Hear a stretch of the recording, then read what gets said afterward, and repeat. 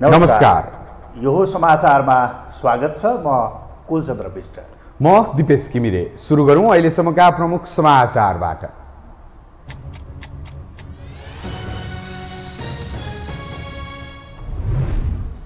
स्थानीय आवश्यकताका आधारमा गठबन्धन गर्ने कांग्रेसको निर्णय। उपसभापति खड्काको नेतृत्वमा निर्वाचन परिचालन कमिटी र प्रवक्ता महतको नेतृत्वमा प्रचार प्रसार समिति गठन। आफू नेतृत्वको 3 वर्षे सरकारले विकासका दर्जनौं आधार तयार गरेको एमाले अध्यक्ष ओलीको दाबी। पार्टीले गरेको काम जनतासम्म पुर्याउन कार्यकर्तालाई निर्देशन। विकासका नाममा डाँडै पिछे भ्यू टावर। बजेटमा स्थानीय निकायको मनपरी। नागरिक आलोचनामा उत्रिए पनि दलका नेता शिलान्यासमा व्यस्त। इन्डो प्यासिफिक रणनीतिलाई सघाउन अमेरिकी राष्ट्रपतिद्वारा $1.8 अर्ब प्रस्ताव। चीनसँगको प्रतिस्पर्धालाई मुख्य प्राथमिकता। विश्वमा अमेरिकाको भूमिका बलियो हुने दाबी। र त्रिकोणात्मक T20 अन्तर्राष्ट्रिय सिरिजमा मलेसियाको विजय सुरुवात। पपुवा न्युगिनी 8 रनले पराजित। नेपालले भोलि मलेसियासँग प्रतिस्पर्धा गर्ने।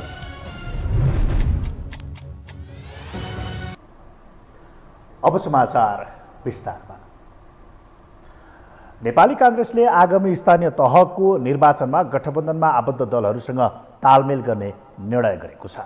आज सम्पन्न नेपाली कांग्रेसको केन्द्रीय कार्य समितिको बैठकले 2079 वैशाख 30 गते हुने स्थानीय तहको निर्वाचनमा स्थानीय अवस्था र आवश्यकताको आधारमा गठबन्धनका दलहरूसँग तालमेल गर्ने निर्णय गरेको हो। बैठकको निर्णयबारे जानकारी दिँदै प्रवक्ता प्रकाश शरण महतले कांग्रेसलाई अझ सबल र व्यापक बनाउनका लागि गठबन्धन दलहरूसँग तालमेल गर्ने नीतिगत निर्णय सर्वसम्मत रूपमा गरिएको बताउनु भयो। के भनेको छ भने स्पष्ट शब्द स्थानीय परिस्थिति र आवश्यकता अनुसार हामीले जुन गठबन्धन रहेका दलहरू छन् उनीहरूसँग तालमेल गर्ने हाम्रो नीतिगत निर्णय भयो।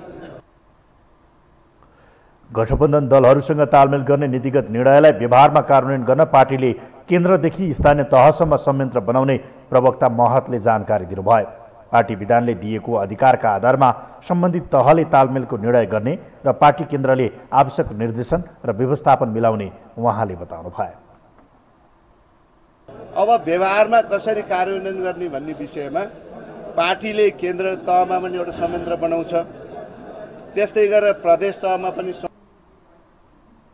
केन्द्रीय समिति बैठकले 2078 फागुन 30 गते सम्पन्न नेपाली कांग्रेस केन्द्रीय कार्य सम्पादन समितिको बैठकले गरेका निर्णयहरूलाई अनुमोदन समेत गरेको छ। त्यस्तै नेपाली कांग्रेसको विधान 2017 संशोधन सहितको धारा 4 बमोजिम देशव्यापी रूपमा नेपाली कांग्रेसको सदस्यता र नेपाली कांग्रेसको क्रियाशील सदस्यता वितरण प्रारम्भ गर्ने निर्णय पनि गरेको छ।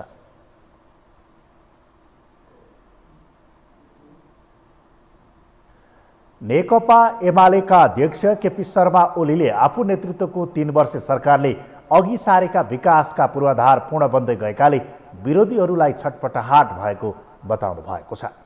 रूपन्देहीको तिलोत्तमामा बनेको 10 तले भ्यू टावरको उद्घाटन गर्दै ओलीले गएका 3 वर्षमा एमाले सरकारले विकासका थुप्रै आधार तयार गरेको बताउनु भयो। आफ्नो सरकारले भूमिहीनलाई लाल पूर्जाको व्यवस्थापनको अन्तिम तयारी गरिरहेका बेला गठबन्धन सरकारले आयोग नै खारेज गरेको ओलीको आरोप थियो। एमाले सरकारले गरेको काम जनतासम्म पुर्याउन उहाँले आफ्नो पार्टीबाट निर्वाचित जनप्रतिनिधिलाई निर्देशन पनि दिनुभयो।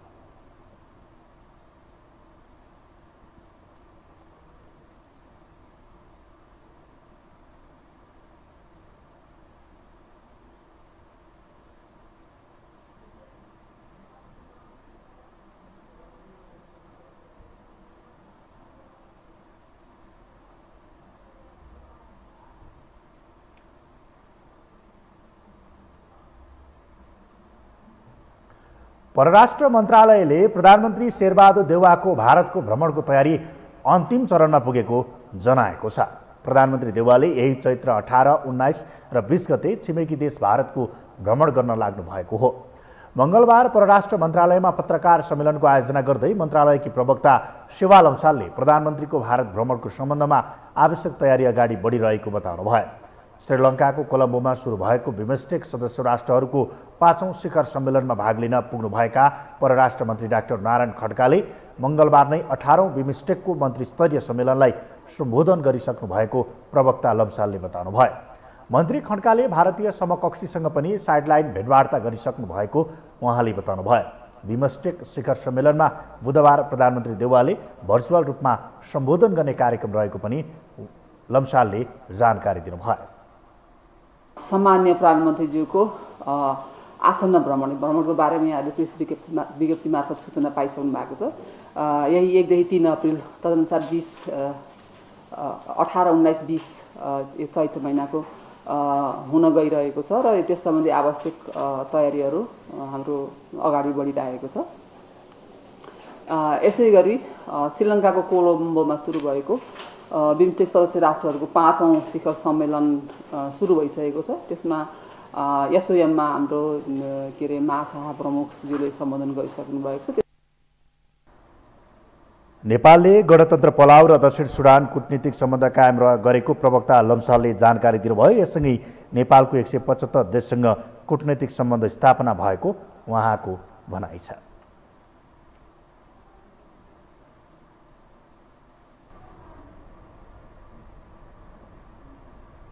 अब बाँकी समाचार। पुरातनवादी शक्तिले बाटो बिराएको भन्दै विकल्पको वकालत गर्दै आएका वैकल्पिक शक्तिहरूको अवस्था अहिले हरिबिजोग छ।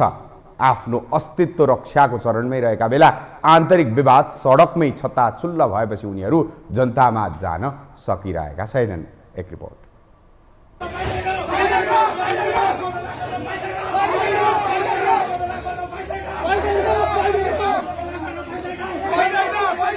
नेपालमा वैकल्पिक राजनीतिक शक्तिको दाबी गर्दै आएको विवेकशील साझा पार्टीको कार्यालयको दृश्य हो यो।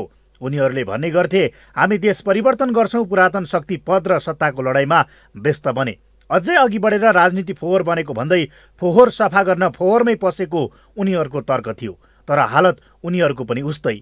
विवेकशील साझा पार्टीका अध्यक्ष रविन्द्र मिश्र विरोधी पक्षले पार्टी केन्द्रीय कार्यालयमै पत्रकार सम्मेलन गर्न खोजेपछि तनावको स्थिति सिर्जना भएको हो। असन्तुष्ट पक्षले सोमबार बैठक गरेर अध्यक्ष मिश्रलाई किन कारबाही नगर्ने भनेर 3 दिने स्पष्टीकरण सोध्ने निर्णय गरेको थियो।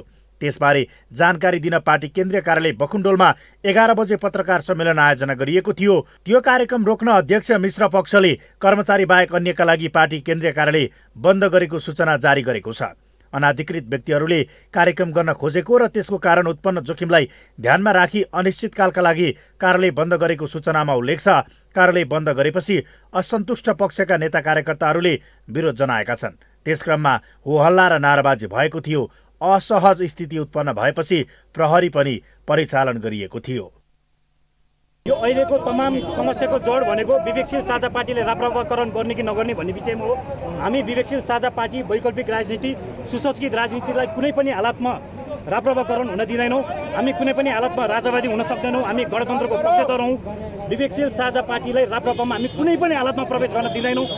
अध्यक्ष रविन्द्र मिश्रले जुन विवेकशील साझा पार्टीलाई राजावादी पार्टी बनाउने अभियानमा लाग्नुभयो र जुन हिसाबले वैकल्पिक राजनीतिलाई राप्रपामा लगेर समाहित गर्ने षड्यन्त्र गर्नुभयो, त्यसको हामी घोर भर्त्सना गर्छौँ। केही समय अघि विचारभन्दा माथि देश भन्दै अध्यक्ष मिश्रले पार्टी नै कब्जा गरे भने राजतन्त्रको मुद्दामा तम शरणम भए।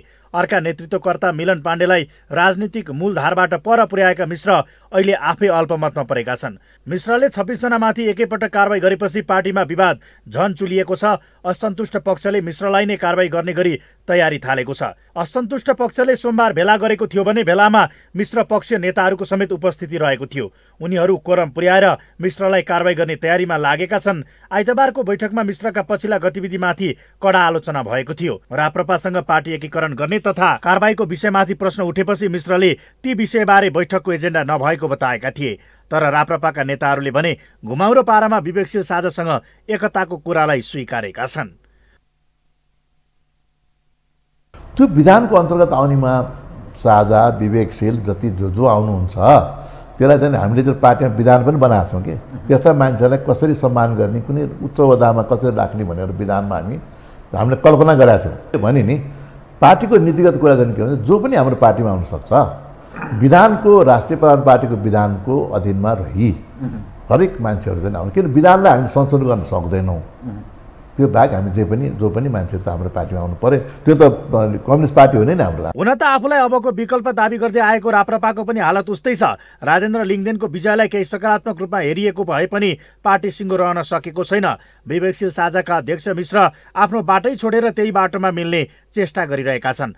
फलत उनीमाथि लोकतान्त्रिक गतिविधि नगरेको आरोप लागेको छ। असन्तुष्ट पक्षका अनुसार मिश्रले पछिल्ला बैठकहरूमा राजतन्त्रसँग नजिकिएको बारेमा उठेका प्रश्नको जवाब समेत दिन सकेका छैनन्। बरु उनी ती प्रश्नहरू बैठकको एजेन्डा नै नभएको भन्दै नउठाउन निर्देशन दिने गरेका छन्। आकर्षक नारा दिएर जनताको नजरमा परेका वैकल्पिक शक्तिहरूले नै अहिले जुन जोगी आए नि कानै चिरेको भन्ने उखानलाई चरितार्थ गरिरहेका छन्। चुनावमा धेरैभन्दा धेरै सिट जित्न गठबन्धन गर्नै पर्ने निष्कर्ष निकाल्दै नेपाली काङ्ग्रेसले चुनावी तालमेल गर्ने निर्णय गर्यो। शेखर कोइराला पक्षको दबावकै बीच सभापति देउवाका अडान बमोजिम तालमेलको निर्णयमा काङ्ग्रेस पुगेको छ। तर यसले नेकपा एमालेलाई थप दबावमा पारेको छ। एक रिपोर्ट। 4 दलीय गठबन्धन चुनावी तालमेल सहित निर्वाचनमा गए।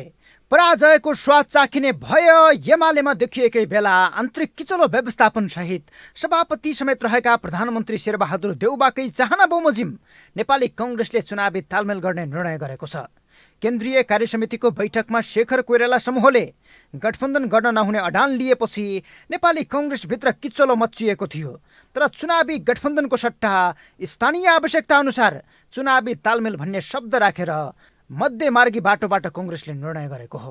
सम्बन्धित गठबन्धनमा रहेका जो दलहरू छन्, काहीँ कुनै दल होला काहीँ कुनै दल होला, उहाँहरूको स्ट्रेन्थ के छ त्यसका आधारमा हाम्रो पनि स्ट्रेन्थ के छ त्यसका आधारमा त्यही तहमा यो समझदारी चाहिँ हामी विकसित गराउँदै ल्याउँछौँ। त्यसमा केन्द्रले पनि आवश्यक जुन संयन्त्र हुन्छ त्यसले आवश्यक निर्देशन या आवश्यक ठाउँमा जानुपर्ने ठाउँमा जाने त्यो व्यवस्था पनि मिलाउँछ। त्यसको सम्पूर्ण डिटेल जुन निर्णय हामी पछि गरेर यो कार्यलाई गठबन्धन प्रक्रियालाई व्यावहारिक रूपमा अगाडि बढाउने काम हामी गर्छौँ। बैठकले देशभरको काङ्ग्रेसको पक्षमा जनलहर रहेको र आसन्न निर्वाचनमा बहुमत सिट जित्ने निष्कर्ष निकालेको छ। तर थप सिट सुरक्षित गर्न र जितलाई सुरक्षित गर्न केही शक्तिहरूलाई साथमै लिएर हिँड्नुपर्ने अवस्था देखिएपछि माओवादी, एकीकृत समाजवादी र जसपा सहितका दलसँग तालमेल गर्ने निर्णय गरेको हो। अब स्थानीय तहको परिस्थिति र आवश्यकता अनुसार गठबन्धनमा आबद्ध दलहरूसँग चुनावी तालमेल हुनेछ।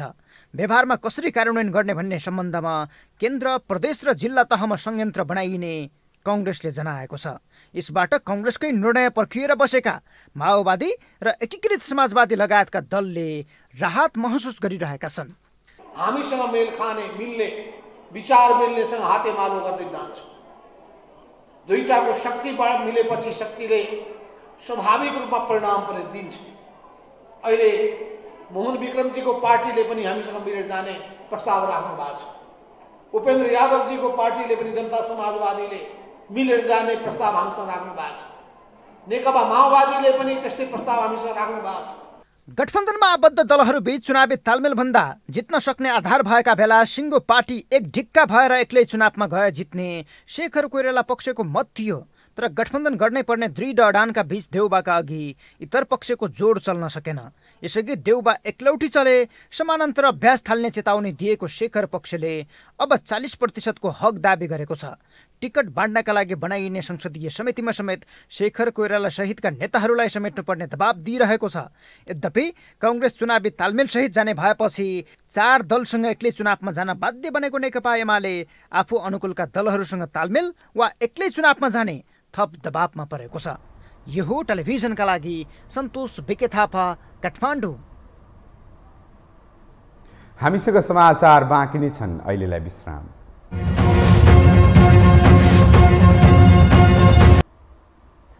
विश्रामपछि यो हो समाचारमा स्वागत छ। अब बाँकी समाचार। मुलुकको कूटनीति क्षेत्र सधैँ चर्चामा देखिन्छ। एमसीसीको रस्साकसीसँगै तातिएको नेपालको परराष्ट्र मामिला अझै सेलाएको छैन। यसैबीच प्रधानमन्त्री शेरबहादुर देउवा भारत भ्रमणमा जाँदैछन्, जसलाई अर्थपूर्ण रूपमा हेरिएको छ। एक रिपोर्ट। छिमेक पहिला विदेश नीति अंगीकार गर्ने तर छिमेकलाई सके जति थिचोमिचो गर्न उद्धत छिमेकी मुलुक भारतले नेपालको सीमा क्षेत्र हस्तक्षेप गर्न छोड्ने कुरै भएन। सबैभन्दा नजिकको छिमेकी भारतले नेपालको 1880 वर्ग किलोमिटर सीमा मिचेका छन्। 24 जिल्लाको 668 स्थानमा कब्जा मात्र गरेका छैनन्, भोग चलन नै गर्दै आएका छन्। यतिसम्म कि सन् 2019मा आफ्नो नयाँ राजनीतिक नक्सामा विवादास्पद लिपुलेक लिम्पियाधुरा क्षेत्र नै समावेश गरेका छन्। यसको प्रतिवादमा नेपालले कालापानी लिपुलेक क्षेत्र समेटिएर नयाँ राजनीतिक नक्सा सार्वजनिक गरे यता नेपाल भारत बीच कूटनीतिक संवादहीनतामा परिणत भयो। नेपाल भारतको प्राथमिकतामा पर्न छोडेको आकलन समेत हुँदै आएको छ। यही पेरिफेरीमा लामो समयपछि भारत सरकारको निमन्त्रणामा प्रधानमन्त्री शेरबहादुर देउबा भारत भ्रमणमा जाने भएका छन्। चैत 18 गते 3 दिने औपचारिक भ्रमणका लागि भारत जाने भएको हो। प्रधानमन्त्रीको भारत भ्रमणको सम्बन्धमा आवश्यक तयारी भइरहेको परराष्ट्र मन्त्रालयले जनाएको छ।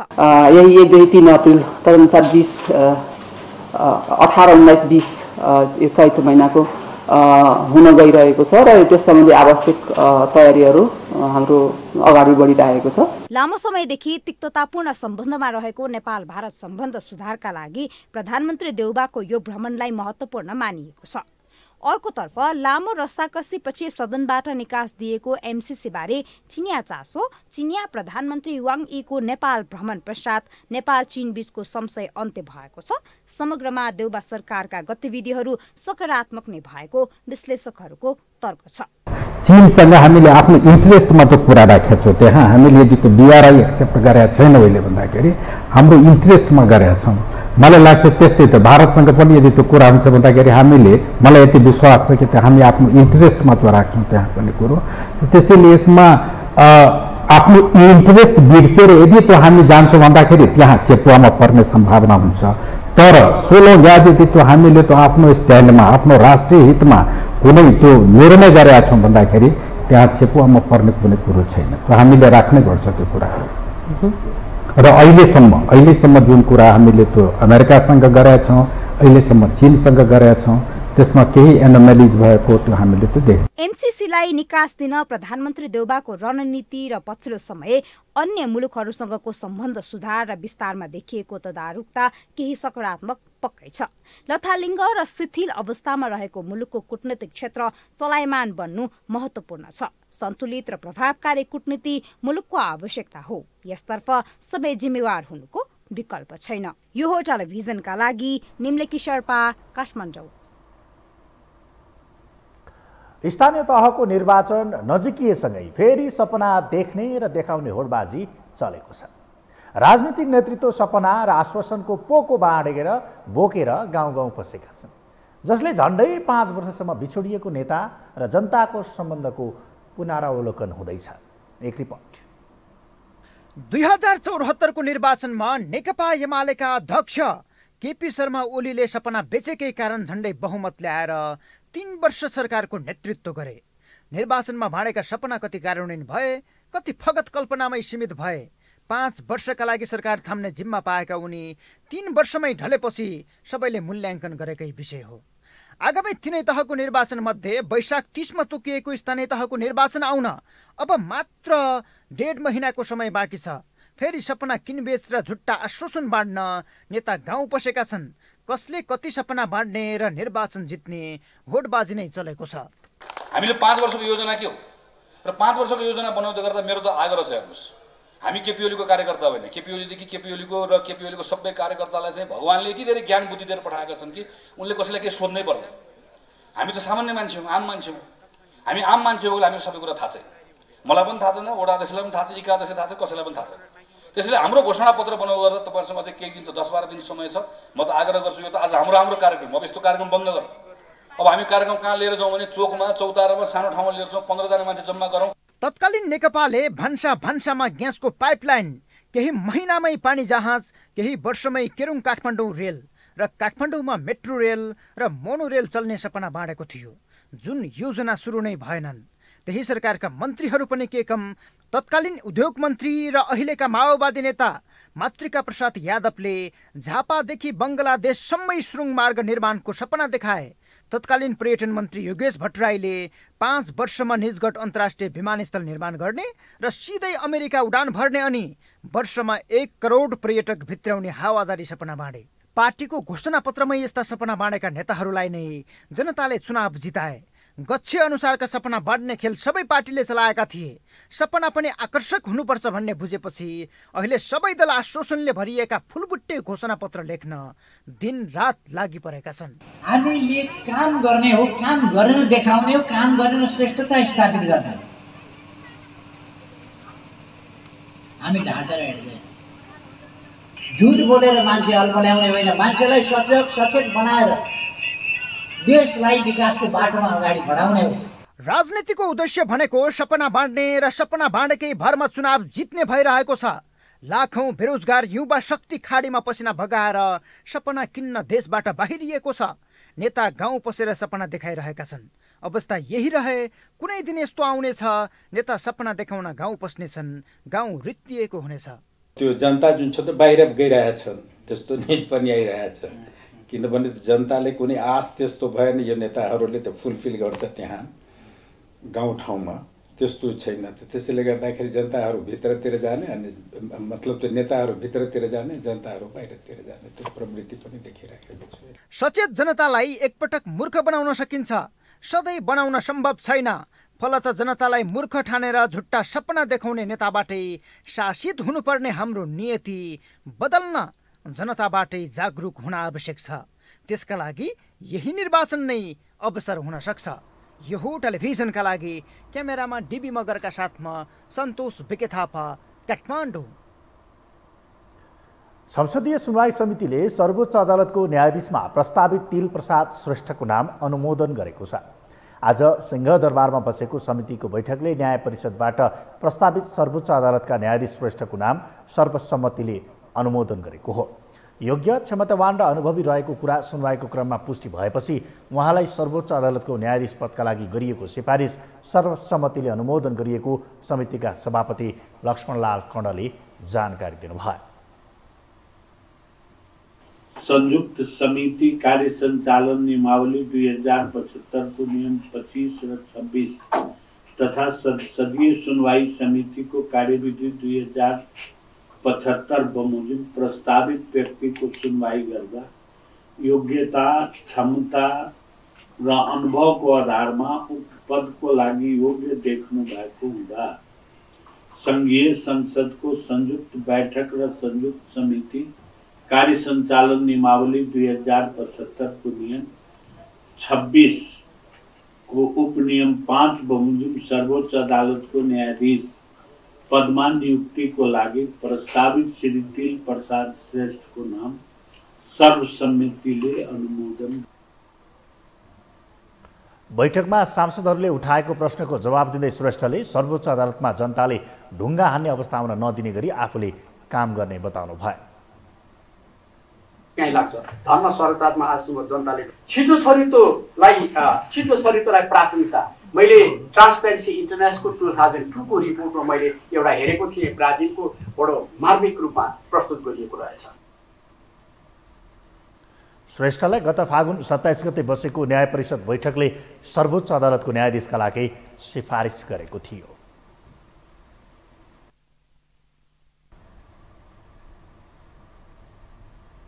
अब बाँकी समाचार। मुलुक संघीयतामा गएसँगै गाउँ गाउँमा विकासको लहर नै आउने जनविश्वास थियो। स्थानीय स्तरमा जनप्रतिनिधिले विकास निर्माणका काम नगरेका पनि होइनन्, तर जनप्रतिनिधिको विकास योजना भने लज्जास्पद छ। नागरिक नेताको आलोचनामा उत्रिए पनि दलका शीर्ष नेताहरू बेतुक्का योजना शिलान्यासमा व्यस्त छन्। एक रिपोर्ट। यो रोल्पा सातो बाटोमा रोल्पा नगरपालिकाले करिब 5 करोड रुपैयाँ खर्च गरेर निर्माण गरेको भ्यू टावर हो। 2055 मिटर उचाइमा बनाइएको 112 फिट अग्लो भ्यू टावरको उद्घाटन गर्न नेकपा माओवादी केन्द्रका अध्यक्ष पुष्पकमल दाहाल प्रचण्ड हेलिकप्टर नै चढेर रोल्पा पुगे। भ्यू टावरको उद्घाटन गर्दै प्रचण्डले रोल्पाले विकासमा ठूलो प्रगति गरेको दाबी गरे। सायद अध्यक्ष प्रचण्डलाई थाहा नभएर होला, रोल्पामा करिब 200 विद्यालयमा शिक्षक दरबन्दी शून्य छ। ठूलो संख्याका विद्यालय अभिभावकको भरमा चलेका छन्। शिक्षा क्षेत्र मात्र होइन, रोल्पामा नागरिकको जनजीविकासँग जोडिएका धेरै योजनाको अभाव छ। त्यस्तै सोमबार बिहान एमाले अध्यक्ष केपी शर्मा ओलीले रूपन्देहीको तिलोत्तमामा करिब 11 करोड लागतमा बनेको 10 तले भ्यू टावरको उद्घाटन गरे अनि 3 वर्षमा आफूहरूले अघि सारेका विकास पूर्वाधार पूर्ण बन्दै गएको हुङ्कार गरे। नयाँ प्रकारका सुविधा र नयाँ प्रकारको उपभोग, यिनै चिज जुन आधुनिकता भनेको। हामीले उत्पादनका क्षेत्रलाई आधुनिक बनाउनु पर्यो। आधुनिक उत्पादन, आधुनिकता जोड्नु पर्यो। परम्परागत उत्पादनमा पनि आधुनिकता जोड्नु पर्यो र आधुनिक उत्पादन गर्नु पर्यो। त्यसको हामीले उपभोग पनि त्यसै गरी आधुनिक उपभोग गर्नु पर्यो। त्यसमा विकासका अन्य पक्षहरू, विकास भनेको पनि आधुनिकीकरण हो। यी दुई भ्यू टावर त उदाहरण मात्र हुन्। यस्ता भ्यू टावर देशभरका हरेक स्थानीय तहले निर्माण गरेका छन्। प्रचण्ड र ओलीले भ्यू टावरको उद्घाटनपछि सामाजिक सञ्जाल नै भ्यू टावरमय बनेको छ। हरि ढकाल आफ्नो फेसबुक पेजमा भ्यू टावरहरूको फोटोसहित लेख्छन्, नेपालमा निर्माण सम्पन्न भइसकेका र निर्माण कार्य सम्पन्न हुनै लागेका भ्यू टावरहरू। यो टावरमा चढेर एउटा कविले कस्तो कविता लेख्ला, एउटा नेपाली श्रमजीवी यी टावरमा चढ्ने अवसर पायो भने के सोच्ला, एउटा दार्शनिकले यो टावरबाट के देख्ला। सायद नेताहरूले यी टावर चढेर भ्यू हेर्दै भन्नेछन्, मैले मलाई भोट हाल्ने भेडाको बथान हेर्नकै लागि मेरो कार्यकालमा यति विकास चाहिँ गरे। अर्का सामाजिक सञ्जाल प्रयोगकर्ता तथा कवि अर्जुन पराजुलीले कविता मार्फत लेख्छन्, देश बनाउने भए महोदय बनाउनु पर्छ। एउटा घरमा एउटा भ्यू टावर नै नबनाए देश केमा चढेर हेर्नु, हेर्दै नहेरी कसरी बनाउनु। नहेरेर बनाउँदा थियो आफ्नो देश बन्नुपर्ने, बन्यो अरूको देश भने के गर्ने।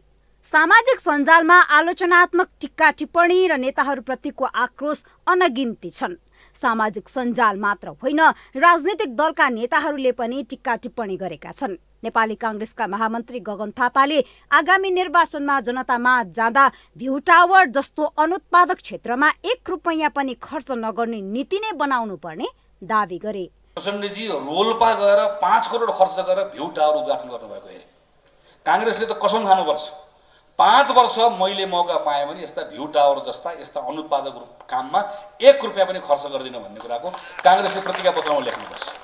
कांग्रेसको साथीहरूले लेखेर जानुपर्छ प्रतिज्ञा पत्रमा, 5 वर्ष काम गर्दाखेरि मैले 1 रुपैयाँ पैसा पनि सरकारको कोषबाट, नगरपालिकाको कोषबाट जानेर नजानेर 1 रुपैयाँ पैसा मात्र पनि अपचलन गरे मैले वा मेरो साथीले गरे भने त्योभन्दा ठुलो पाप, त्योभन्दा ठुलो अपराध केही पनि हुँदैन भन्ने कुराको र गर्दैन भने प्रतिज्ञा गरेर जानुपर्छ। शिक्षा, स्वास्थ्य, सडक जस्ता महत्त्वपूर्ण योजनाहरू ध्यान नदिई यस्ता टावरहरू निर्माण गर्नु बजेटको दुरुपयोग भएको कतिपयको तर्क छ। अनुत्पादक क्षेत्रमा भइरहेको लगानी नेताहरूको अदूरदर्शिताका कारण भविष्यमा खतरा निम्तन सक्ने उनीहरूको ठहर छ। स्वाङ पार्नलाई र अहिले जुन स्थानीय तह जुन हामीले बनायौँ, बजेटको सदुपयोग होस्, तल तलसम्म घर दैलोमा पुगोस् र आफ्नो विकास आफै निर्माण के छ आवश्यक त्यो गरौँ भन्ने चाहनाले एउटा चाहिँ नि निष्कर्षमा पुगेर जुन तह निर्माण गरेर त्यहाँसम्म पठायौँ स्थानीय तहसम्म, त्यसको चाहिँ अहिले दुरुपयोग भइरहेछ। यो भ्यू टावरहरूमा लगाउनु अहिलेको अवस्थामा असाध्य, त्यो पनि ऋण लिएर। अहिलेको जे जति छ हामी त ऋण लिएर गरिरहेछौँ। मुलुक अझै पनि अभाव, अशिक्षा, बेरोजगारी, महँगी र भोकमरीमा पिल्सिएकै छ। सामान्य स्वास्थ्य उपचारको अभावमा नागरिकले ज्यान गुमाउनु परेको छ। तर नागरिकको जनजीविकासँग जोडिएका विषयमा न त जनप्रतिनिधिको ध्यानाकर्षण गएको छ न त शीर्ष नेतृत्वको नै। यो हो टेलिभिजनका लागि क्यामेरामा रविन्द्र तिमल सिन्हाका साथमा निम्लेकी शेर्पा, काठमाडौँ। नेपाल आयल निगमले पेट्रोलियम पदार्थको खपत घटाउन हप्तामा 2 दिन सार्वजनिक बिदा दिन र सवारी साधनमा जोर बिजोर प्रणाली लागू गर्न सरकारलाई सुझाव दिएको छ। रुस युक्रेन युद्धका कारण अन्तर्राष्ट्रिय बजारमा पेट्रोलियम पदार्थको मूल्य बढिरहेको र भुक्तानी गर्न नसक्ने अवस्था आएको उल्लेख गर्दै हप्तामा 2 दिन सार्वजनिक बिदा दिएर तेलको खपत घटाउन सरकारसँग माग गरिएको हो। सञ्चारकर्मीसँग कुराकानी गर्दै नेपाल आयल निगमका प्रवक्ता विनित मणि उपाध्यायले पछिल्लो समय अन्तर्राष्ट्रिय बजारमा कच्चा तेलको मूल्य बढेर गइरहेको र प्राप्त मूल्य सूची अनुसार निगमलाई पेट्रोलमा मात्रै दैनिक 31 करोड रुपियाँ घाटा रहेको बताउनुभयो। प्रवक्ता उपाध्यायले सबै नागरिकलाई ठूला सवारी साधनबाट ओहोर दोहोर गराएर व्यक्तिगत सवारी साधनलाई केही समय रोक लगाउन पनि सुझाव दिएको बताउनुभयो।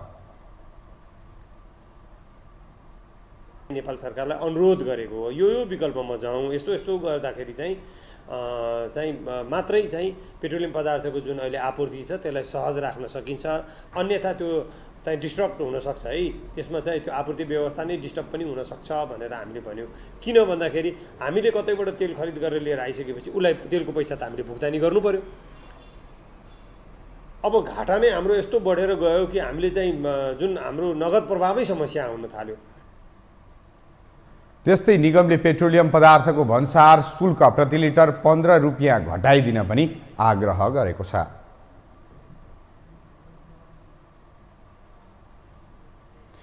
कञ्चनपुरको महेन्द्रनगर स्थित माझगाउँ विमानस्थलको निर्माण कार्य झण्डै 2 दशकपछि सुरु भएको छ। पहिलो चरणमा 1525 मिटर क्षेत्रमा धावन मार्ग निर्माण गरिनेछ। विमानस्थल निर्माण कार्य सुरु भएसँगै स्थानीयवासीहरू विमानस्थल सञ्चालन हुने आशले हर्षित देखिएका छन्। एक रिपोर्ट। 2056 सालमा असुरक्षाको कारण देखाउँदै बन्द गरिएको कञ्चनपुरको महेन्द्रनगर स्थित माझगाउँ विमानस्थलको झण्डै 2 दशकपछि निर्माण कार्य सुरु गरिएको छ। अहिले विमानस्थलको धावन मार्गको रोलिङ र फिलिङको काम सुरु भएको हो। विभिन्न चरणमा निर्माण गरिन लागि विमानस्थलको पहिलो चरणमा 1525 मिटर क्षेत्रमा धावन मार्ग निर्माण गरिनेछ। विमानस्थल निर्माण कार्य सुरु भएसँगै स्थानीयवासीहरू विमानस्थल सञ्चालन हुने आशले हर्षित बनेका छन्। महेन्द्रनगर सदरमुकाम क्षेत्रबाट त्यहाँका स्थानीय नागरिकले राजधानी काठमाडौँ जान कैलाली स्थित धनगढी विमानस्थल जानुपर्ने बाध्यता हट्ने विश्वास गरिएको छ। विमानस्थल निर्माणका लागि ठेक्का प्रक्रिया मार्फत विमानस्थलको धावन मार्ग निर्माण कार्य अघि बढाइएको महेन्द्रनगर विमानस्थल आयोजनाका सहायक प्रमुख प्रकाश श्रेष्ठले जानकारी दिए। उनले विमानस्थल निर्माण कार्य सुरु भएको 2 हप्ता भएको बताए।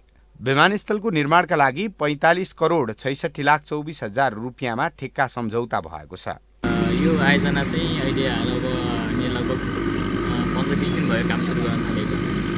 यो आयोजनाको ठेक्का चाहिँ कान्छाराम उमायन कम्पनी र केएस जेबीले चाहिँ पाएको छ। यसको अनुमानित कन्ट्र्याक्ट एमाउन्ट चाहिँ 45 लाख 66 हजार 45 करोड 66 लाख 24 हजार समथिङ छ है। त्यस्तै माझगाउँ विमानस्थल पुनः सञ्चालन समिति संयोजक रमेश चन्दले विमानस्थल निर्माण सम्पन्न भएर सुदूरपश्चिममा पर्ने कञ्चनपुर जिल्लाको पर्यटकीय विकासको ढोका खोल्ने विश्वास व्यक्त गरे। उनले कञ्चनपुर जिल्ला सदरमुकामका 9 जिल्ला मध्ये सबैभन्दा बढी पर्यटकीय सम्भावना रहेकाले विमानस्थल बन्न आवश्यक रहेको बताए।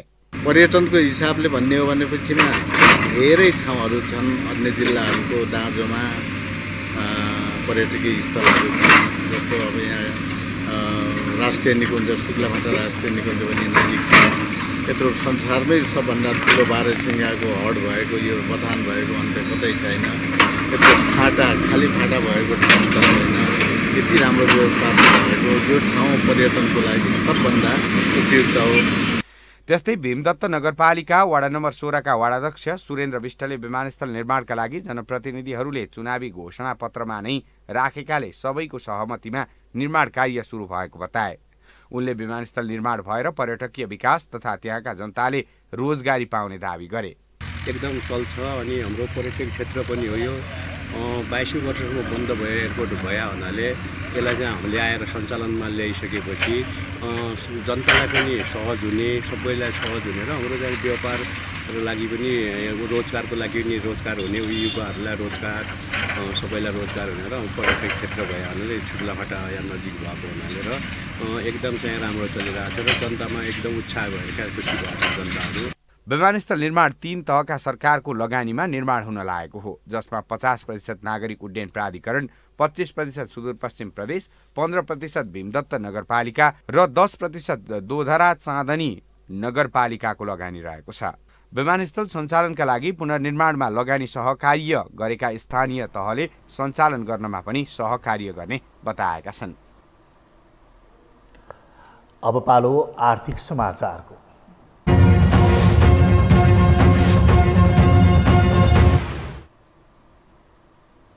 नेपाल स्टक एक्सचेन्ज नेप्से साताको कारोबारको तेस्रो दिन आज पनि दोहोरो अङ्कले घटेको छ। आज नेप्से 14.26 अङ्कले घटेर 2527.58 बिन्दुमा रोकिएको हो। सोमबार नेप्से 29.98 अङ्कले घटेर 2542.28 बिन्दुमा रोकिएको थियो। त्यस्तै आज कारोबार रकममा पनि गिरावट आएको छ। आज 1 अर्ब 75 करोड 6 लाख रुपियाँ बराबरको कारोबार भएको छ। सोमबार 2 अर्ब 54 करोड 53 लाख रुपियाँ बराबरको कारोबार भएको थियो। आज कारोबार भएका कम्पनीमध्ये 51 कम्पनीको सेयर मूल्य बढेको छ भने 131 कम्पनीको सेयर मूल्य घटेको छ।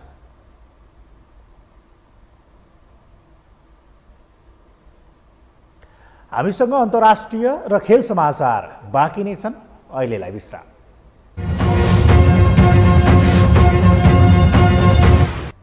विश्रामपछि स्वागत छ। अब पालो अन्तर्राष्ट्रिय समाचारको।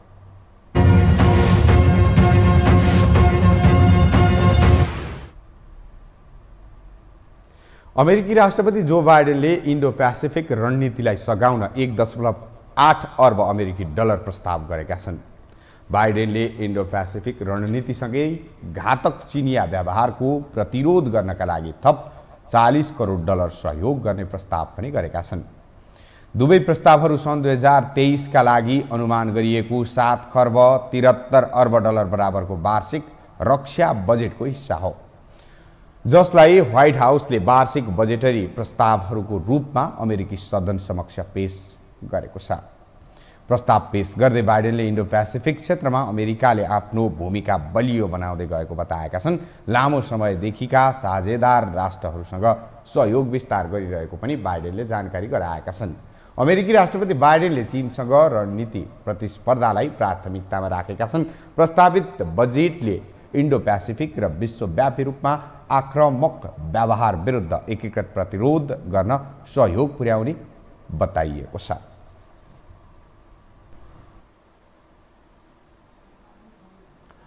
अब पालो खेल समाचारको।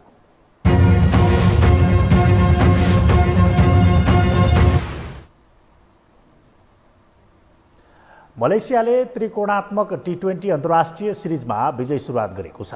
टियु क्रिकेट मैदानमा आज पपुवा न्युगिनी पिएनजीलाई 8 रनले पराजित गर्दै मलेसियाले विजय सुरुवात गरेको हो। पिएनजीले भने लगातार दोस्रो हार बेहोरेको छ। पहिलो खेलमा पिएनजी नेपालसँग 15 रनले पराजित भएको थियो। मलेसियाले दिएको 181 रनको लक्ष्य पछ्याएको पिएनजीले 19 ओभर 3 बलमा अल आउट हुँदै 172 रन मात्र बनाउन सक्यो। त्रिकोणात्मक टी20 अन्तर्राष्ट्रिय सिरिजको तेस्रो खेलमा अब नेपालले भोलि मलेसियासँग प्रतिस्पर्धा गर्नेछ। सिरिजमा नेपाल, पिएनजी र मलेसियाको सहभागिता रहेको छ। सिरिज अन्तर्गत नेपालले पिएनजी र मलेसिया विरुद्ध 2-2 खेल खेल्नेछ। नेपाल र मलेसियाले आफ्नो पहिलो खेलमा 2-2 अङ्क जोडेका छन्। मलेसियासँग समान अङ्क भए पनि रन रेटका आधारमा नेपाल शीर्ष स्थानमा रहेको छ। यसैबीच अन्तर्राष्ट्रिय क्रिकेट परिषद आइसिसीको 1 दिवसीय वरियतामा नेपाल 2 स्थान तल झरेको छ। आइसिसीले अपडेट गरेको नयाँ वरियता अनुसार नेपालले 18औं स्थानमा झरेको छ। यसअघि नेपाल 16औं स्थानमा कायम रहेको थियो।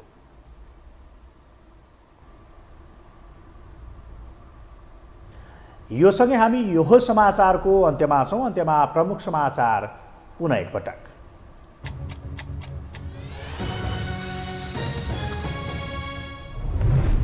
स्थानीय आवश्यकताका आधारमा गठबन्धन गर्ने काङ्ग्रेसको निर्णय। उपसभापति खड्काको नेतृत्वमा निर्वाचन परिचालन कमिटी र प्रवक्ता महतको नेतृत्वमा प्रचार प्रसार समिति गठन।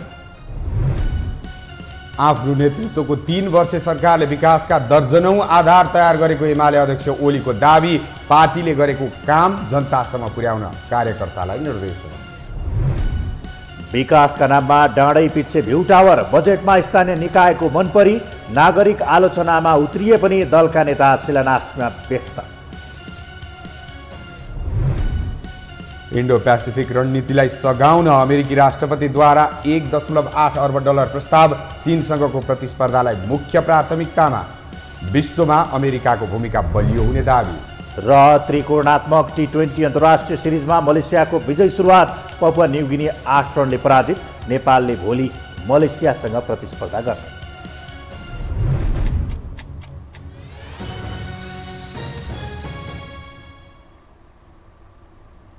हवस् त यो हो समाचार सकियो। समाचार बुलेटिनका साथै यो हो टेलिभिजनका सम्पूर्ण कार्यक्रम यो हो टेलिभिजन.com, यो हो खबर.com, युट्युब र फेसबुकमा पनि पढ्न र हेर्न सक्नुहुनेछ। मोबाइलमा यो हो टिभी एप डाउनलोड गरी हामीलाई प्रत्यक्ष हेर्न सक्नुहुनेछ। तथ्यसहितको निष्पक्ष समाचार तथा मनोरञ्जनका लागि यो हो टेलिभिजन हेर्दै गर्नुहोला। नमस्कार।